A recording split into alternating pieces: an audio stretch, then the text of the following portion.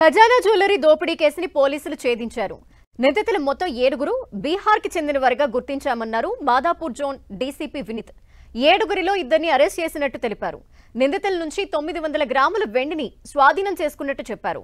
నిందితులు 20 రోజుల క్రితం హైదరాబాద్కు వచ్చి రెక్కీ నిర్వహించి దొంగతనం చేసినట్టు డీసీపీ వినీత్ తెలిపారు.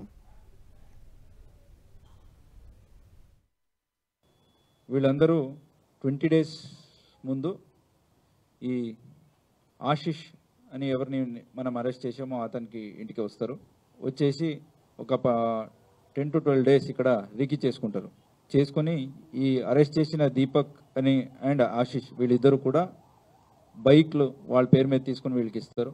వీళ్ళందరూ కలిపి ఆ రోజు పొద్దున రికీ చేసిన ఆ ఖజానా జ్యువెలర్ షాప్కి వెళ్తారు. ఈ అఫెన్స్ కమిట్ చేస్తారు. తర్వాత అక్కడి నుంచి పారిపోతారు. సో వీళ్ళు వెళ్ళిన డైరెక్షన్స్ బోత్ హ్యూమన్ ఇంటెలిజెన్స్ అలా టెక్నికల్ ఇంటెలిజెన్స్ అన్నీ వాడి వాళ్ళని పూణే దగ్గర అరెస్ట్ చేయడం.